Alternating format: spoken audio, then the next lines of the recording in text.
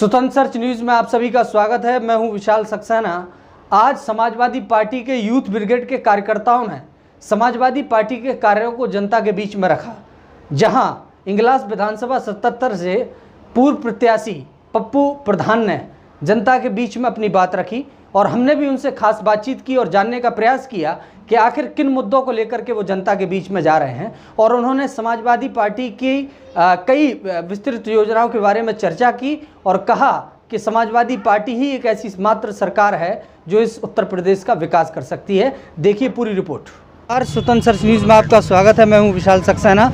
Youth brigade Samajwadi Party के कार्यकर्ता आज यहाँ मौजूद हैं, उनसे हम बातचीत करेंगे और सरकार की नीतियों के ऊपर कई सवाल उठा रहे हैं और अपनी नीतियों को गिना रहे हैं कि किस तरीके से समाजवादी पार्टी ने विकास कार्य किए हैं। हम सीधे सर आपसे बात करते हैं। सर, क्या आप किस चीज़ को लेकर के आज अभियान चलाया हुआ है और क्या जनता को हमने पैदल यात्रा मार्च निकाला है। पैदल यात्रा मार्च, पैदल यात्रा में हमने जो डिस्ट्रिक्ट को लेकर 8-10 लोग हम करने के बाद में जो सरकार के कहीं घेराबंदी या वो हम करने के लिए हम सिर्फ हमें जनता तक अपना पैगाम पहुंचाना है माननीय राष्ट्रीय अध्यक्ष जी का। और जो सरकार ने 5 साल में हमारी गवर्नमेंट ने जो 5 साल में जो गवर्नमेंट ने किया था आप देख लीजिए और अब की गवर्नमेंट का मिला के दीजिए। जो सरकार झूठ बोल के सरकार इन लोगों ने बनाई, जो 8 लोग शहीद हुए हैं कानपुर में, उसके ऊपर आपकी कोई टिप्पणी है? क्या कहना? 8 ये 9 लोग हो चुके, 9 लोग नहीं 10 लोग बता रहे हैं। 10 लोग बता रहे हैं, न्यूज में बता रहे हैं। इस तरीके की अभान शहीद हुए हैं हमारे लोग। उन लोगों को कितना 1 घंटा हो चुका है। ऐसे आदमी को तुरंत इनकाउंटर में मार देना चाहिए। ऐसे आदमी को शहीद हुए हैं। प्रशासन हमारा कितना हम लोगों के लिए पूरे लॉकडाउन में लगा रहा है। प्रशासन पूरी फोर्स लॉकडाउन में लगी रही हमारे लिए, लेकिन ये अंधाराज रामराज चल रहा है। अभी तक पता नहीं लग पा रहा है कौन लोग हैं। इस तरीके से इनको मतलब बताओ, पुलिस कर्मियों को मार दिया, बताओ तो आम जनता क्या होगा आम जनता का? हम तो इस चीज़ से चिंतित हैं। इस चीज़ से हम बहुत चिंतित हैं। आम जनता का क्या होगा? आम जनता के जो पुलिसकर्मी हैं, पुलिस जो हम उन पे पुलिस पे जनता, हम लोग, आप लोग, पूरे लोग, सब लोग पुलिस पे ही निर्भर हैं। पुलिस पे ही निर्भर है। सब हमारी सुरक्षा करेंगे। अब उन लोगों की सुरक्षा नहीं हो पा रही है। ऐसे लोगों को तो मिलते हैं नहीं। विकास कहीं आपको दिखाई दे रहा है? विकास कहीं नहीं दिखा रहा है। विकास को तो आम जनता बताएगी। आप लोग भी देख लीजिए दिल के गहराई में अंदर झाँक के। मैं किसी डंडे वाली बात नहीं, कोई सिपचने वाली बात नहीं, अपना जमीर झाँक के आदमी देख ले कि विकास कहीं हुआ हो तो हमें बता दे। हम आपके साथ हैं, चौड़ाई पे जूते खाने के लिए तैयार हैं। जो हमें कहीं विकास जी बता दे कि माननीय राष्ट्रीय अध्यक्ष जी के बगैर विकास हुआ है। ये समाजवादी यूथ ब्रिगेड के कार्यकर्ता हैं और भी लोगों से बात करेंगे। सर, मैं आपसे प्रश्न लूंगा, क्या लगता है कि उत्तर प्रदेश सरकार का जो भी अभी रवैया रहा है या जितने भी कार्य किए गए, आपको क्या लगता है कि वो कहीं से प्रभावी दिखाई दे रहे हैं? कुछ काम सक्षम हुए हैं इस सरकार में? मैं आपकी बात से, जो आपका सवाल है उससे सहमत नहीं हूँ, क्योंकि उत्तर प्रदेश सरकार ने अभी तक कोई कार्य ही नहीं किया आपकी दृष्टि से? बिल्कुल कोई भी कार्य नहीं है। जनता परेशान है। जो समाजवादी शासनकाल में 23-24 घंटे लाइट आती थी, आज मैं इस क्षेत्र में खड़ा हूँ, यहाँ पर 12 घंटे भी लाइट नहीं है। कट ज़्यादा लगते हैं, लाइट नहीं रहती, जिससे उद्योग धंधे छोटे हैं यहाँ, छोटे स्तर के, वो नहीं चल पा रहे हैं। क्या हो रहा है? सरकार ने एक ही चीज़ ला दी है कि लोन ले लो, धंधा कर लो। पुरानी भारतवर्ष में जो आती थी फिल्में, उनमें एक चीज़ होती थी, जो गाँव का सेठ होता था वो ये कहता था, लोन लो, ज़मीन रखो, काम कर लो। अकाल पड़ा हुआ है, ज़मीन भी गई, लोन चढ़ गया, बेचारा आत्महत्या कर रहा है। तो किसान खेत में आत्महत्या कर रहा है, जवान सरहद पर आत्महत्या कर रहा है। विकास का तो कोई नाम ही नहीं है। जब विकास की बात हो रही तो विकास दुबे, ये वही विकास दुबे है जो समाजवादी पार्टी से जिला पंचायत का कभी चुनाव भी लड़ा था, आपको ये याद होगा। क्या कहना चाहते हैं? ये सवाल खड़ा कर रही है मीडिया और कई जगह चर्चा भी इसकी हो रही है। क्या कहना चाहते हैं? मैं आपको इस चीज़ पे बताना चाहूँगा, विकास दुबे हो या आप भी हो, विकास दुबे हमारी नहीं था। विकास पार्टी सिंबल पे नहीं था वो। विकास दुबे हो या कोई भी हो, पहली बात तो वो पार्टी सिंबल पे थे ही नहीं। और आपको उसका अतीत में जो आ रहा है वो बसपा और भारतीय जनता पार्टी आ रहा है। जोगी जी के साथ खड़े हुए हैं उन जो है ना, उनका हर एक तरीके से इस्तेमाल हो रहा है। और मैं आपकी जानकारी में बता देता हूँ, उनके लखनऊ वाले निवास स्थान पर जो एम्बेसडर कार बरामद हुई है वो UP 32 है और वो मुख्य सचिव की गाड़ी है, सरकारी गाड़ी है। जो भाजपा ने अपना षड्यंत्र करके उस गाड़ी का रजिस्ट्रेशन रातों रात बदल दिया। तो समाजवादी पार्टी से वो चुनाव नहीं लड़े हैं। तो अपना पोस्टर कोई भी लगवा सकता है, लेकिन वो पार्टी से नामांकन नहीं। आपकी नीतियां आगे की क्या है? क्योंकि आपके लिए एक बड़ी चुनौती है। आज भी लोग यही कहते हैं कि मोदी जी की नीतियों पर कुछ लोग सहमति जता रहे हैं। तो इस स्थिति में आपको क्या लगता है कि आप अपने एजेंडे को, अपने प्रेजेंटेशन को कैसे लोगों के? मोदी जी की नीति सिर्फ 3 है, ताली, दिए ढोलक बजवा दो, मोदी जी को कामयाब करा दो। हमारी नीति क्या है? जनता तक रोटी पहुंचा दो, मकान दिलवा दो, पेंशन दिलवा दो, साइकिल दिलवा दो। हमारा विजन क्लियर है, मोदी सरकार का विजन क्लियर नहीं है। मोदी सरकार का अगर विजन क्लियर होता तो आज डीजल 80 रुपये नहीं आता मार्केट में, जिससे माल भाड़ा बढ़ता है। गरीब आदमी दाल नहीं खा सकता आज की तारीख में, क्योंकि माल भाड़ा बढ़ चुका है, डीजल के रेट महंगे हो चुके। उनका विजन क्लियर नहीं है, हमारा विजन क्लियर गरीब है। हमारा विजन समाजवादी पार्टी का गरीब है, जनता है। हम इसी विजन को लेकर चलते हैं।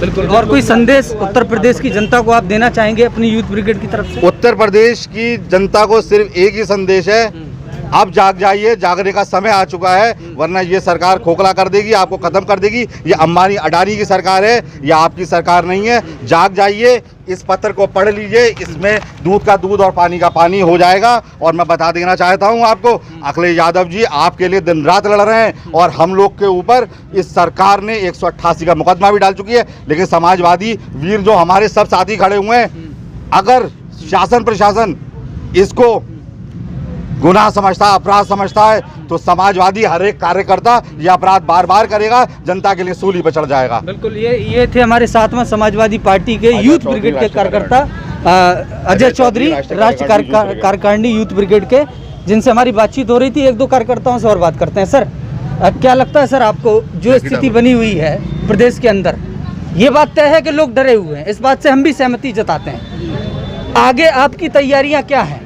आपने किस तरीके की योजना बनाई हुई है? क्योंकि आगामी 2 साल बाद फिर से चुनाव होना है। अभी से आप सड़कों पर हैं, पेट्रोल के दामों को लेकर के या तमाम मुद्दों को लेकर के जनता में क्या संदेश दे रहे हैं? जनता में संदेश, जो माननीय राष्ट्रीय अध्यक्ष जी ने जो आह्वान किया है, मेट्रो चलाई थी, 108 नंबर की गाड़ी चलाई थी वो 112 करा दी, 100 नंबर की गाड़ी थी वो 100 नंबर भी गाड़ी चेंज कर दिया। हम अपनी जो माननीय राष्ट्रीय अध्यक्ष जी की सरकार में जो योजना थी उस योजना को लेकर प्रचार कर रहे हैं। नहीं तो उन्होंने तो जब चुनाव लड़ रहे थे योगी जी, तो आपको याद होगा खुले मंचों से उन्होंने कहा था, और एक वरिष्ठ पत्रकार ने पूछा था कि ताजमहल का आप नाम राम महल कर देंगे, तो उन्होंने कहा अगर तथ्य मिलेंगे तो कर देंगे। तो उन्होंने किया है वो? नहीं, ऐसा कहाँ किया है। ताजमहल का नाम ताजमहल ही रहा है। बहुत से नाम बदले गए हैं। नहीं, बहुत स्टेटों के नाम बदले हुए हैं, अदरवाइज किसी का तथ्य के आधार पर उनका काम यही है सरकार में कि रोड बन रहे हैं हमारी सरकार के, और तब पट्टिका वो लगा रहे हैं, पुल बनने हमारी सरकार के, पट्टिका पुल लगा रहे हैं। उनका काम यही है। अभी तक उनकी सरकार में कभी कोई काम देखा है आपने?